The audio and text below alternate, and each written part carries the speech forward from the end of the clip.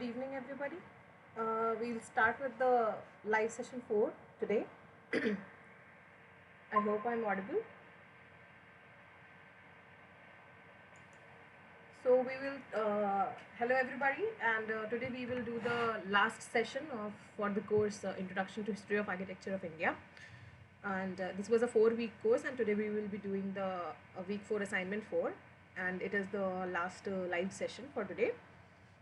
Today will be the last live session for this course. The course instructor for this course is Professor Pushkar Suhoni from IISER Pune, and I'm Shreya Shukla. I am currently pursuing PhD at IIT Roorkee, and I'm the course TA for this course for NPTEL.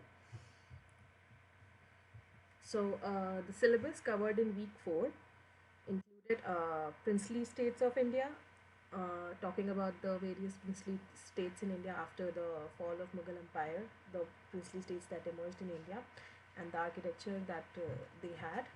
Then colonial architecture in India, then international art deco and modern architecture, then architecture today, commerce and creativity, and then week 4 review. So without any further ado, we'll start with the question. Just to again clarify that these are all previous year questions. These are not this year's question. And secondly, there will be 20 questions, 10 MCQ questions, and 10 questions in which which is a visual assignment, in which you will be given an image and you have to identify what that image, what kind of building or what kind of architectural style that building has. So without any further ado, starting with our first question for today. The forms of modern architecture were possible because of European architectural design, reinforced cement concrete construction, traditional technology, or the Indian nationalist movement. So the question is very clearly asking that the forms of modern architecture, which means that the different kinds of forms that we see right now that we saw in modern architecture were possible because of which of the following factors. So the question is clearly talking about the different forms that were created in modern architecture. Different dynamic forms were evolved, various dynamic shapes were used, and all that became possible because of which of the following reason. So talking about it, what is modern architecture? Modern architecture is a style and design movement characterized by simplicity, functionality, and the use of industrial materials such as steel and concrete. It emerged in the early 20th century as a response to traditional architectural styles, and it became popular in the aftermath of World War II. Key figures in the development of modern architecture includes Le Corbusier, Ludwig Mies van der Rohe, and Walter Gropius. The style is characterized by clean lines, emphasis on functionality, and the use of new materials and construction techniques. Rationalism and RCC, reinforced cement concrete, were two of the elements that triggered the heroic period of modern architecture. Main focus was on structure and function. In modern architecture, RCC building construction became synonymous with strength and reliability. It is extensively used in the construction of high-rise buildings, dynamic building shapes, bridges, dams, and other critical structures. Reinforced concrete or RCC can be molded into any shape before hardening of the mix. This ability to be molded into any shape allows architects and engineers to explore innovative designs and complex geometries. RCC buildings are more durable than other buildings. RCC buildings have a long life and low maintenance cost. RCC buildings have better resistance to fire than steel structures only. So RCC is one of the main reasons why different kinds of forms could be created during modern architecture movement, because RCC could be molded into any shape before it was hardened, which gave the designers, the architects, the engineers a lot of liberty to experiment with any kind of shapes and other things which they were not able to do before. So our answer is reinforced cement concrete construction. The forms of modern architecture were possible because of RCC construction. Question number 2. The only Indian winner of the prestigious Pritzker in architecture has been Charles Correa, Kulbhushan Jain, Balkrishna V. Doshi, or G.B. Matre. So, what is Pritzker Architecture Prize? It is an international architecture award which is presented annually to honor a living architect or architects whose built work demonstrates a combination of those qualities of talent, vision, and commitment which has produced consistent and significant contribution to humanity and the built environment through the art of architecture. It was founded in 1979 by J.A. Pritzker and his wife Cindy. The award is funded by the Pritzker family and sponsored by the Hyatt Foundation. It is considered to be one of the world's premier architecture prizes and it is often referred to as the Nobel Prize of Architecture. B.V. Doshi or Bal Krishna Vithaldas Doshi, who was born in 1927 and who died in 2023, was an Indian architect. He is an important figure in Indian architecture and noted for his contributions to the evolution of architectural discourse in India. Having worked under Le Corbusier and Louis Arcan, he was a pioneer of modernist and brutalist architecture in India.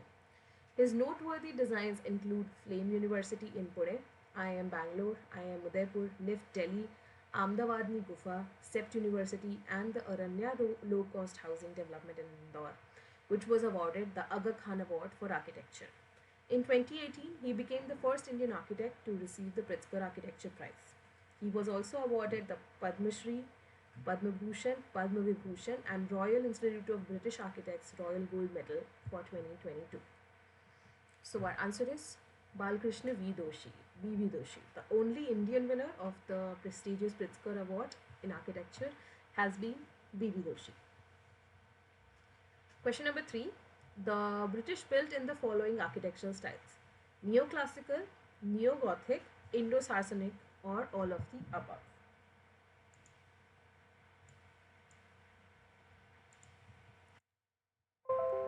So firstly, what are these styles? So Neo-Gothic style or Gothic revival style, it is an architectural style that drew its inspiration from medieval architecture and competed with the neoclassical revivals in the US and Great Britain. Example, Victoria Terminus. So all these styles, which are called neo-Gothic styles or neoclassical styles, these are styles that came later and which basically meant the revival of the older styles. So when we talk about neoclassical style, we mean the revival of classical styles, which were Roman and Greek styles. So the neoclassical period deals with the revival of uh, classical styles, which included architectural elements of Greeks and Romans. So in the neoclassical architecture, even though it was not it did not completely replicate the classical architecture, it took some elements from classical architecture and then replicated. For example, the use of columns or creating that entablature with that. Similarly, Neo-Gothic functions that Neo-Gothic is the revival of Gothic architecture. So Gothic architecture was characterized by with long arches, pointed arches, pointed arches, pointed roofs, flying buttresses. Neo-Gothic was heavily ornamented. So all these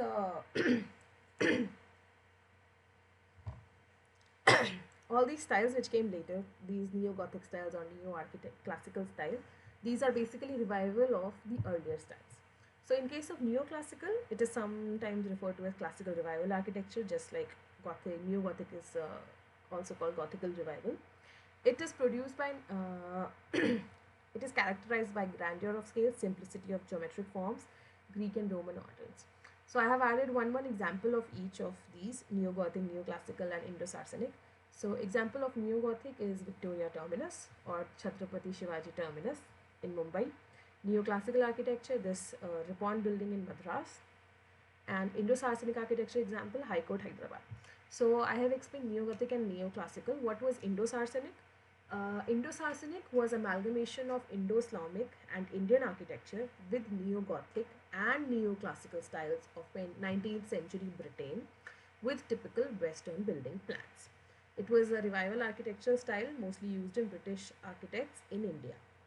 So what happened in Indo-Saracenic was that the major feature of Indo-Saracenic was that the planning or the layout of the building, the planning was very European. It was very British, the layout of plan, that the kinds of plans they laid out in Europe. That was the plan that they were using in buildings in India. However, to make the building look more Indian, they added elements of Indian architecture and Indo-Islamic architecture, which was addition of domes, addition of chhatris, and other parts. So these are the three kinds of architectural styles that were prevalent during the British colonial era in India. So our answer is that the British built in the following architectural styles. They built in neoclassical styles, they built in neo-Gothic styles, they also built in Indo-Saracenic styles. So the answer is D, all of the above. Question number 4. The architectural style that first tied India to an international architecture was Indo-Saracenic, Art Deco, modern or postmodern. So the question is asking that which one of the following architectural styles tied India to international architecture. So in the 20th century, India increasingly became integrated with the world order of trade, commerce and architecture. Styles of architecture that were common in Europe and America came to India. Chief amongst these were the international style, the Art Deco style and the modern style.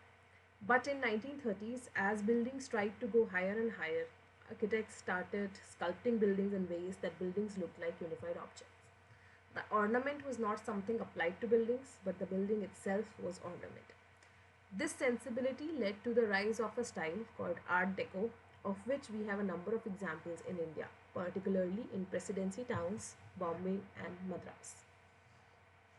Art Deco movement, Art Deco, short for the French arts decoratives and sometimes referred to as simply as Deco, it is a style of visual arts, architecture and product design, which first appeared in France in 1910 and flourished in US and Europe in 1920 and 1930s.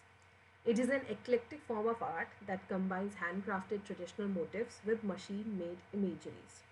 This art is influenced by previous Art Nouveau movement against the machine movement of past and post-industrial revolution, but the biomorphic and asymmetrical visual language of Art Nouveau was diluted and influenced by machine-made geometric patterns in Art Deco movement. So they use traditional motifs and they use biomorphic patterns, but the patterns that are used in Art Deco are very geometrical and they are machine made patterns. For example, in this image that I have added of Chrysler building, the idea of adding those arrows was the rays of sun, but it is added in a very geometrical form here. it, uh, it the Art Deco movement is all about simplicity, planarity, symmetry and repetition of elements. This is one example of building of Art Deco in Mumbai. It is the New India Insurance building, and which draws inspiration from Egyptian elements. It was built in 1938. Art Deco in Mumbai, India, is a notable feature of the architecture of the city. It was used primarily for office buildings, residences, and movie theaters during a period when India was part of the British Empire. And a few of the design styles of Art Deco include architectural lettering, ziggurats and zigzags, references to Indian mythology and tradition, images of gods, goddesses, and toiling farmers depicted.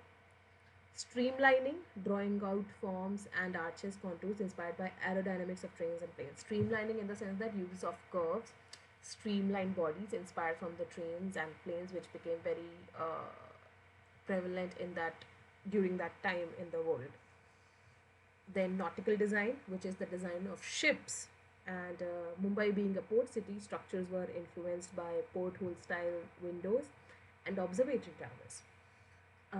And classic Egyptian elements, hieroglyphics and sphinxes were typical.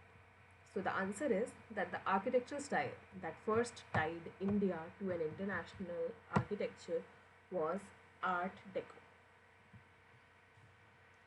Question number 5. Contemporary architectural practice often privileges the economy of construction over good design, is not concerned with construction cost, is not controlled by developer interests, and it tries to imitate traditional forms. So we are moving into a new age of architecture where traditional values sometimes are discarded. And They are discarded in favor of practices of project management, of technology, of expedient and fast building, and developer profits. So, as our cities witness a bloom like never before, the building industry marches on, and more people migrate to cities.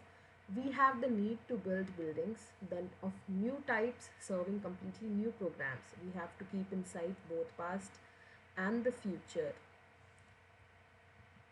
So the answer is that the contemporary architectural practice. Contemporary architectural practice means that the architectural practice being followed now. Contemporary means current or right now. So the contemporary architectural practice often uh, it often privileges the economy of construction over good design, which basically means that the current architectural practices may be more oriented towards the economy of construction, towards the benefits of developers than good design. And this is happening because it's a fast paced world, and everybody wants to everybody wants to have a house, and they want to get it done in the uh, best way possible, but however also with the however much they can save. India is still a developing country, and not everybody is privileged enough to spend a lot on their home, which has always let the developers create uh, more constructions which they prefer economy and construction over the good design. So the contemporary architectural practice, it often privileges the economy of construction over good design. Question number 6. Princely states in India emulated the architecture of Mughals, British, anyone in power above them, all of the above. So the question is asking that the princely states in India, they emulated the architecture, or they took inspiration from the architecture of the Mughals or the British or anyone in power above them, or all of the above. So the princely states of India, they were political formations that began in the 18th century with the downfall of Mughal Empire. As the Mughal Empire fragmented, weakened, and lost a number of its provinces, governors that the Mughals had appointed declared independence. In addition, a number of small states also became more assertive and started building grand buildings while feuding with each other. Variously titled Rajas, Maharajas, Nawabs, and Nizams, these princely states were eventually absorbed into a patchwork of territorial holdings that the British acquired. While the British had their presidencies in Mumbai, Madras, and Calcutta, all three of whom have changed names since, the rest of the country, almost a third of it, was under the control of princely states. In an effort to outdo each other, initially they built in the style of Mughals, building grand palaces using a Mughal architectural vocabulary. But once they signed treaties of subsidiary alliance with the British, their new masters were the British, and in many ways they started absorbing British architecture and, needless to say, British architects. The princely states built for themselves new palaces or sometimes add to the existing ones in a style made for them. In that sense, the political value of architecture and who controls the discourse can clearly be seen in the case of princely states. So the answer is all of the above. They emulated the architecture of Mughals, from which they fragmented themselves, and then the British, who came into power and then who took hold of these princely states, or because they were also in feud with each other, and whoever was in power, they would try to emulate the architecture of that person. So C also stands. So the answer will be D, all of the above. The Mughals, the British, or anyone in power above them.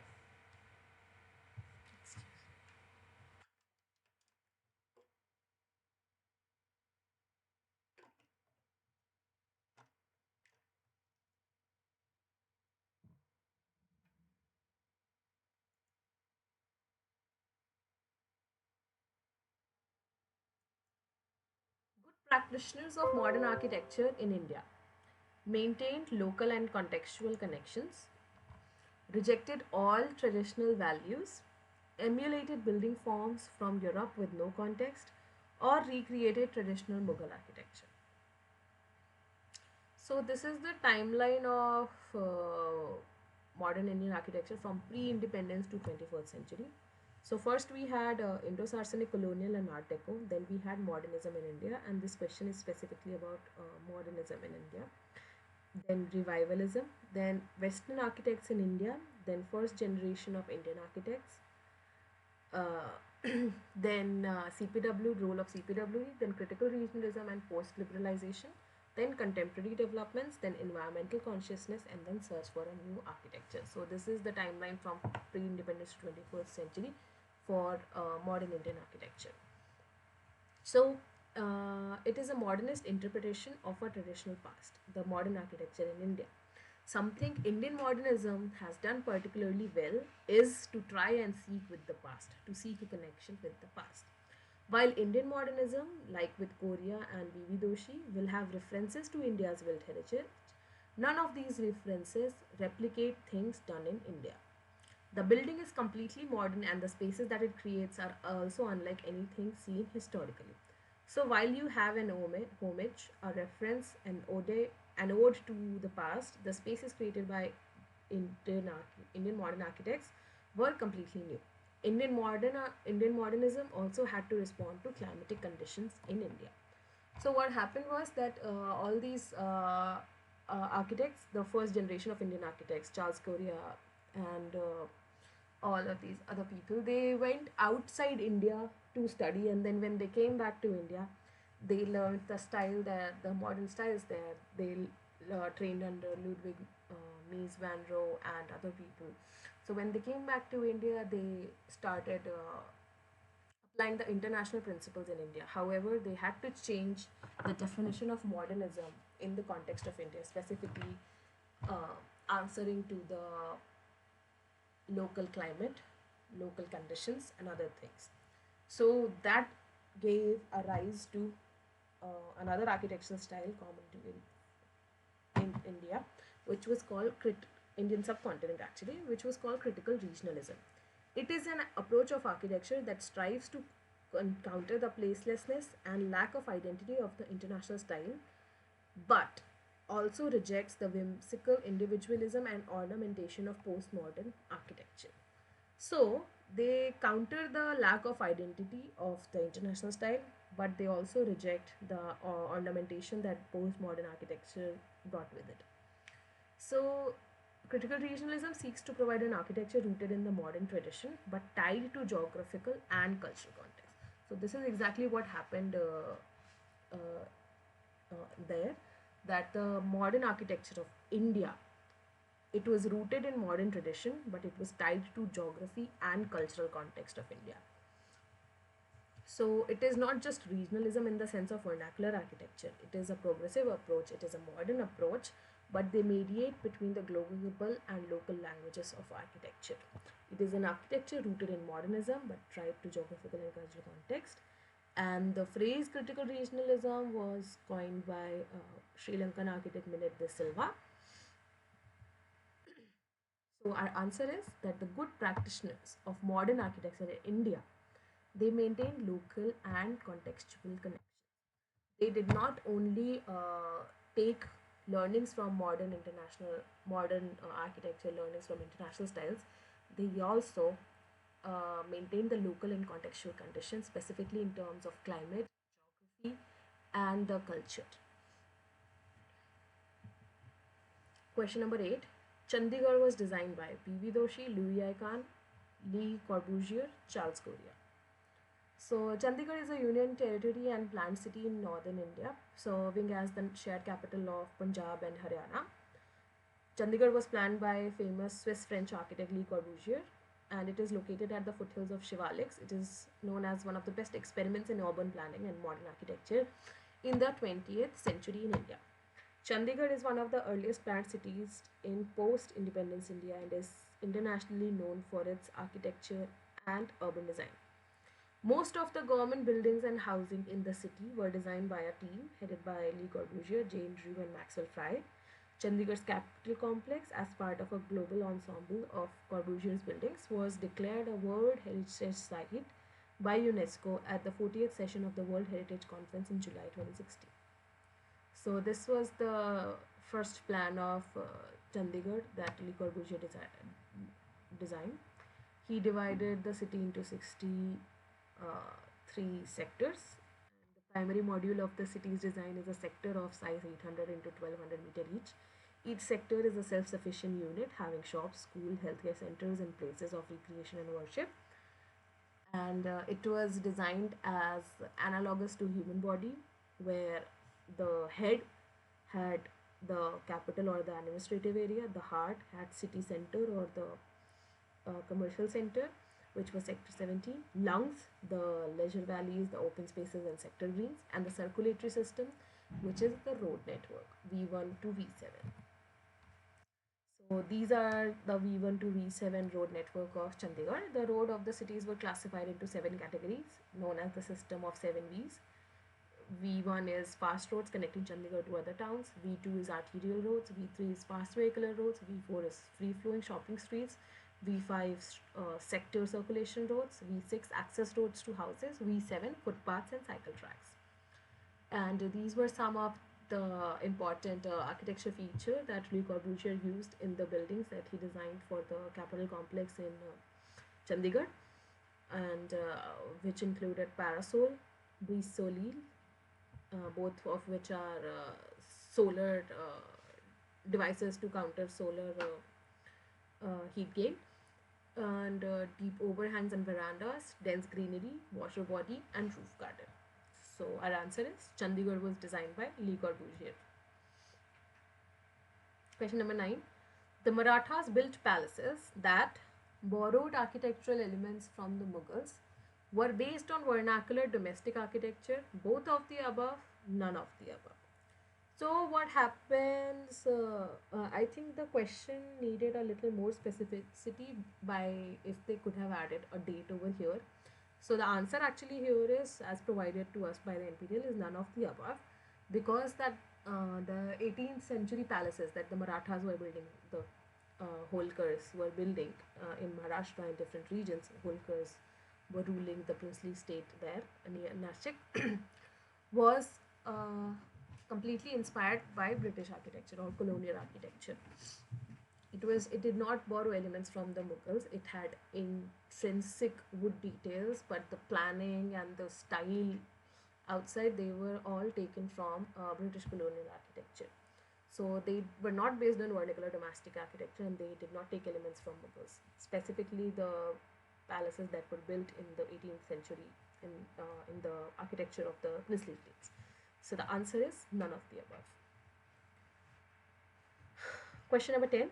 A good example of modern architecture relevant to India is the Inter-University Center for Astronomy and Astrophysics IUCAA Pune, Majestic Buildings Mumbai, Osmania Hospital Hyderabad, or none of the above.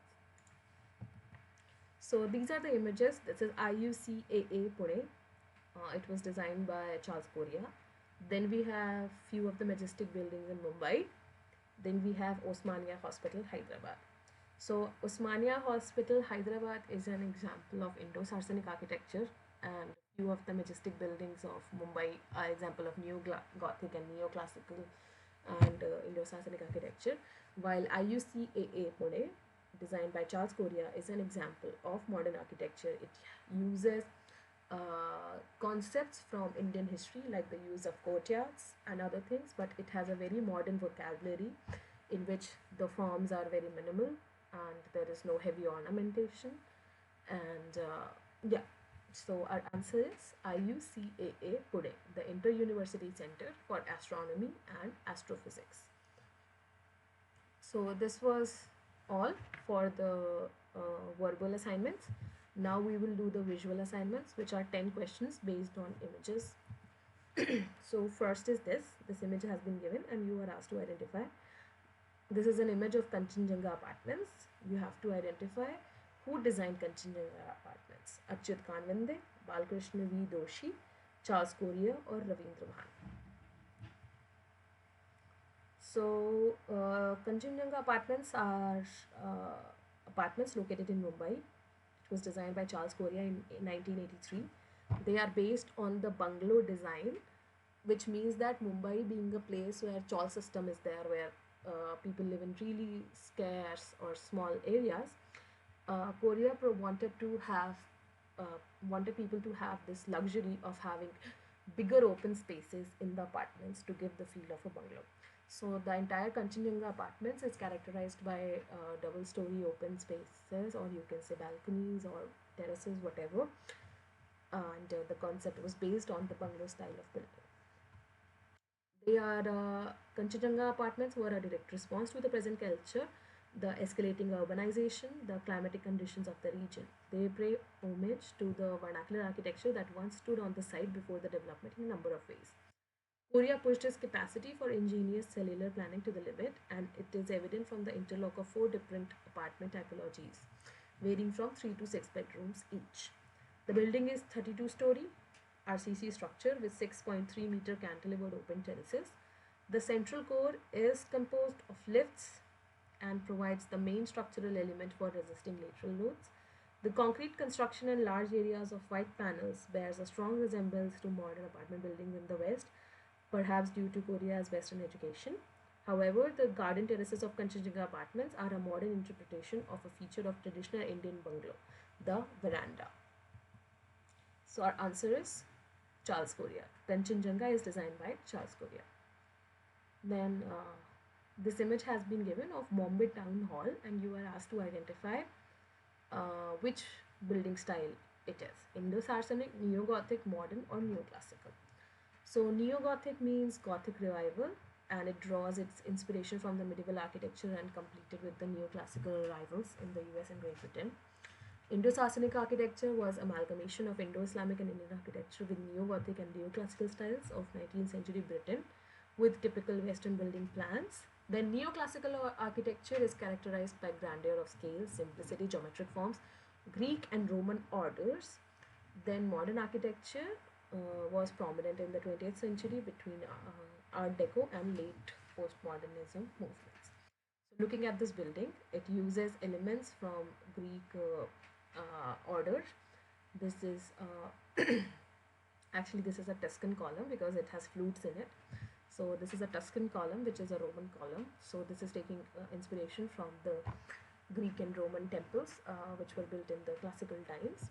And so this is an example of neoclassical architectural style.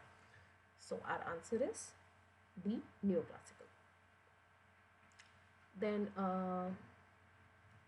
13, identify the following. So this one image has been given, and you are asked to identify which of the following building it is: Palace at Patiala, Palace at Baroda, Palace at Chandwad, or Palace at Jaipur.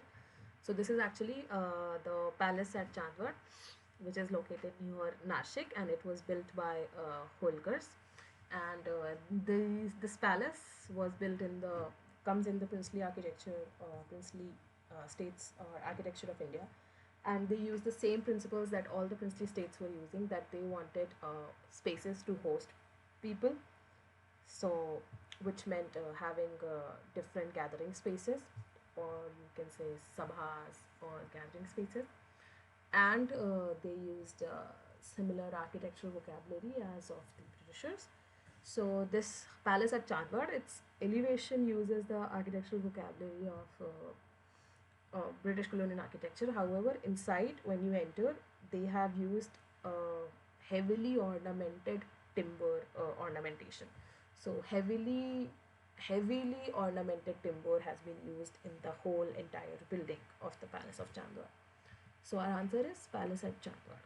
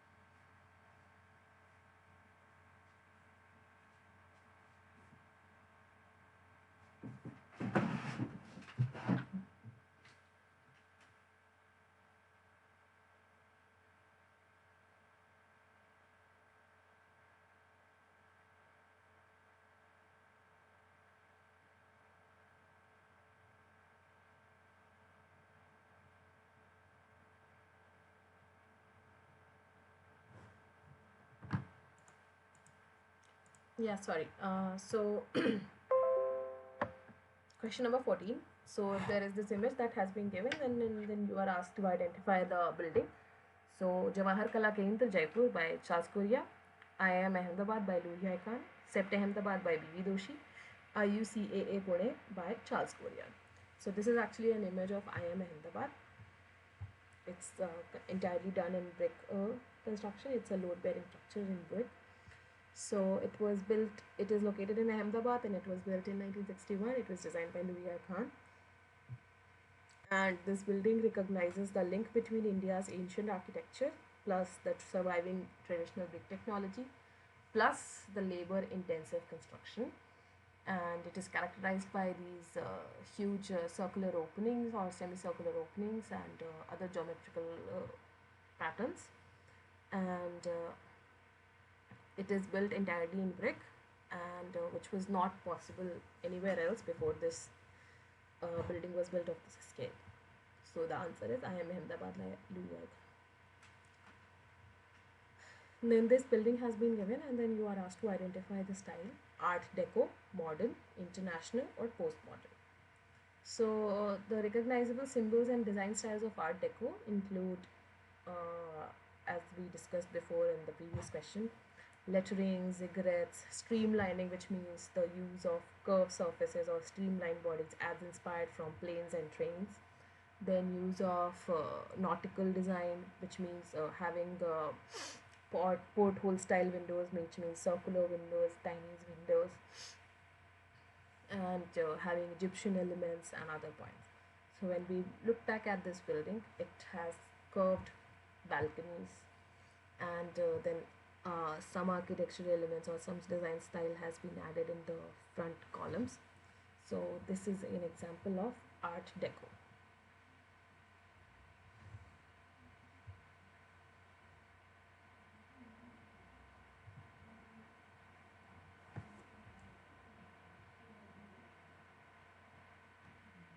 So again, this question is given in which this image has been given, and you have to identify which building is it. Chow Mahalla Palace, Hyderabad, Kila Mubarak, Patiala, Bada Imambara, Lucknow, Badshahi Mosque, Lahore. So this is actually an image of Bada Imambara, which in which you see the mosque on the left hand side and the gathering building in the right hand side. It is also known as Asafi Imambara, and it is located in Lucknow. And it is the second largest Imambara after the Nizamat Imambara. And yeah.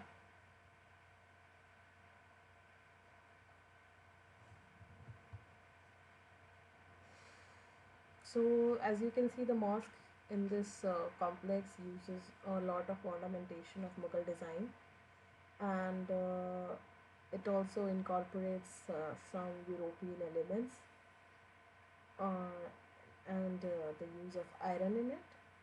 And yeah, so the answer is Bada Imam. Then this building has again been given.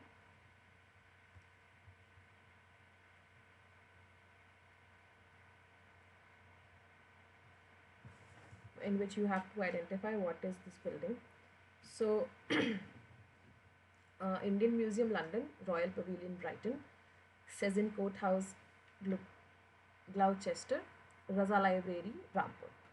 So this is actually the Royal Pavilion in Brighton, and it is also called Brighton Pavilion, and it was former royal residence which was located in Brighton in England, and it was built in 3 stages for the retreat of Prince of Wales.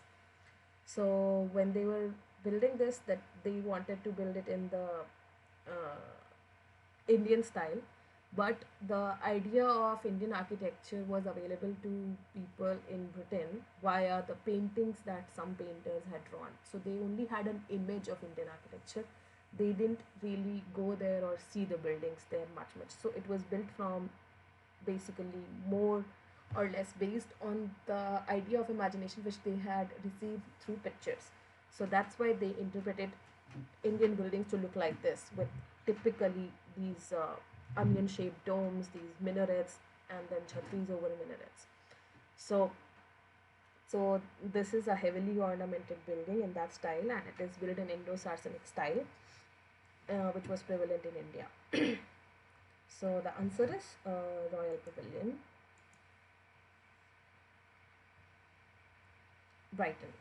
And then we have this building,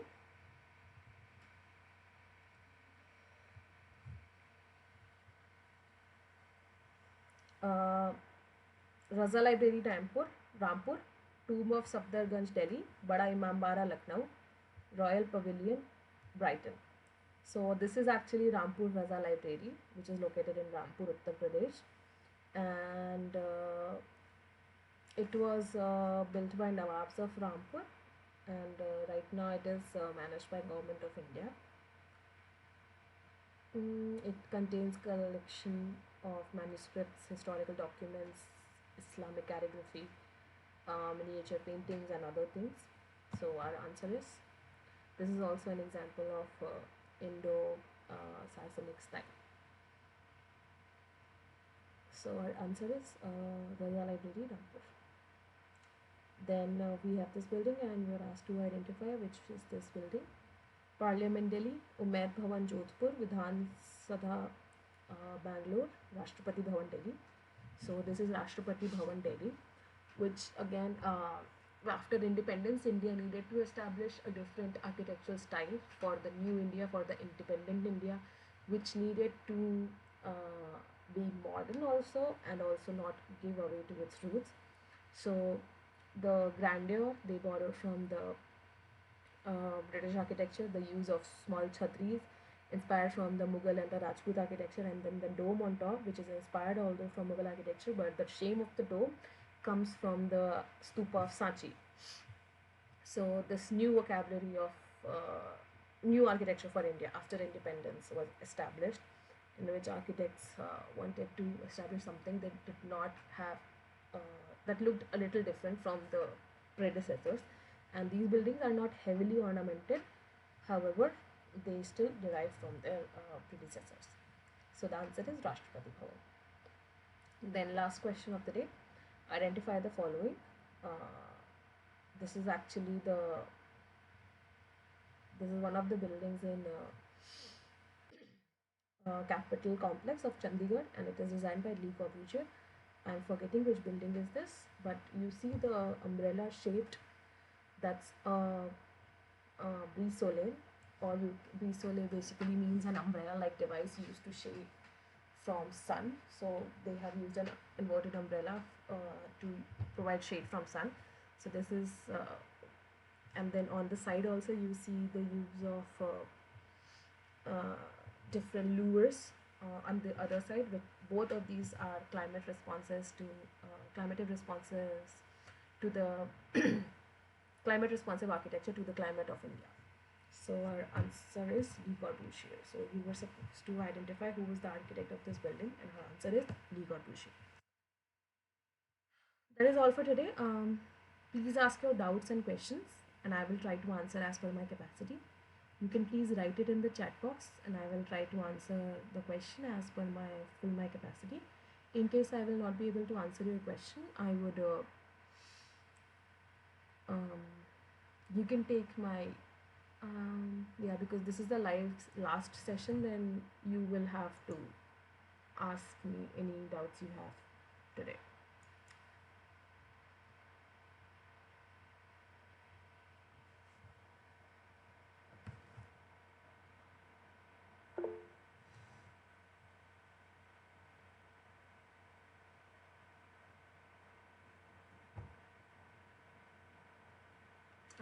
I was provided with these 4 assignments of previous year to do, so that's what I have done, and we were not provided with the material for the main exam, so I cannot help in that area. But I think the questions for the main exam would be from these questions only, the assignments covered in all 4 weeks.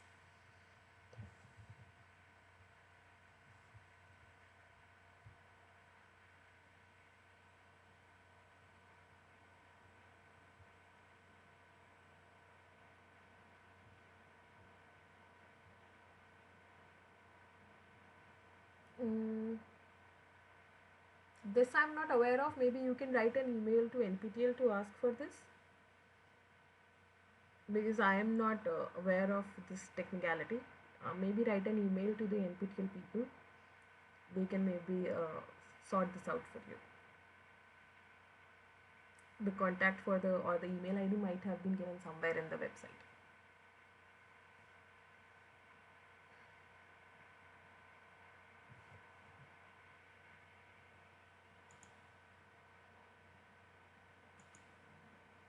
If anybody has any questions regarding this week's course or this week's session, I would be happy to help.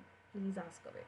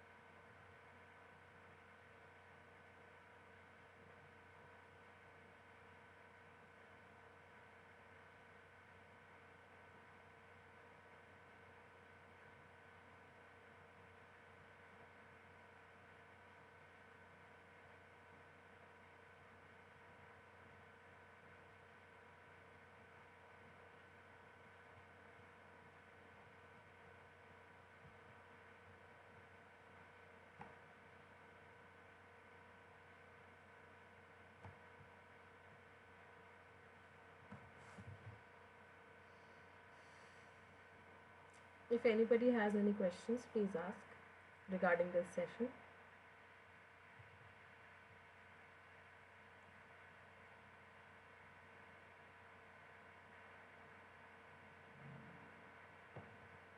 Yeah.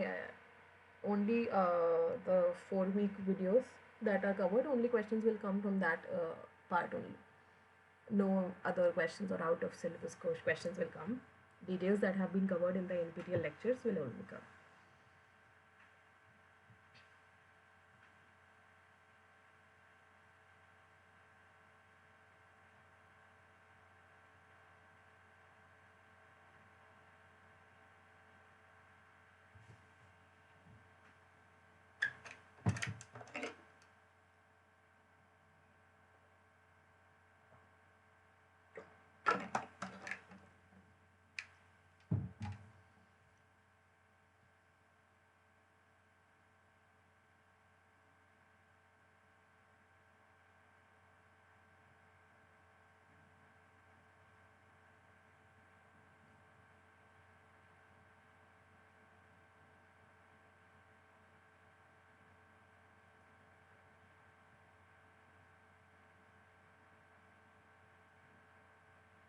If anybody has any questions, please ask.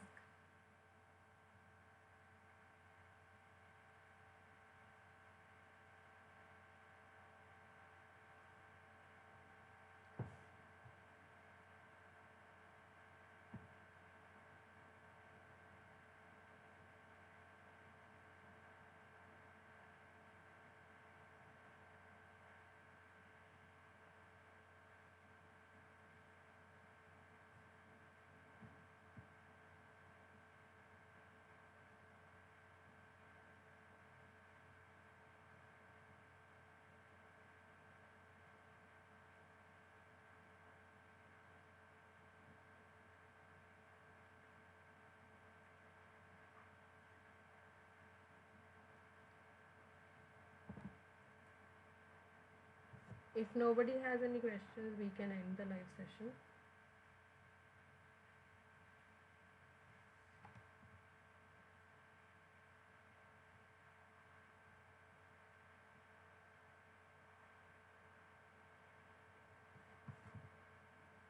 If nobody has any questions, we can end the live session.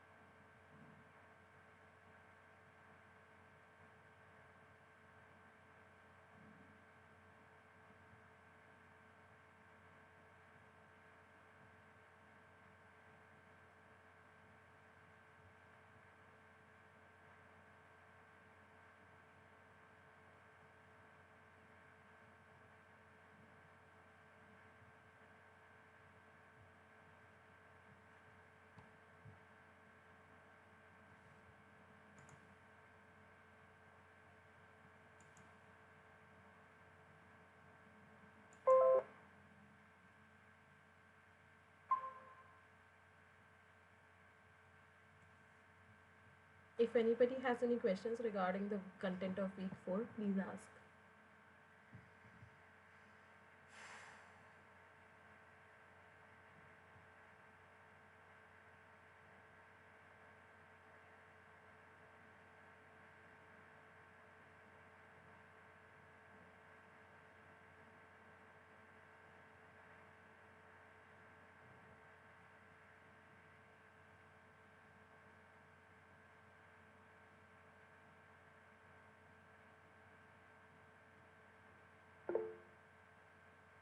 Yeah, please ask.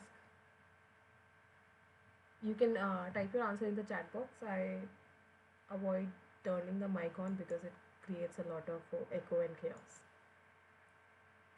Please write your question in the chat box.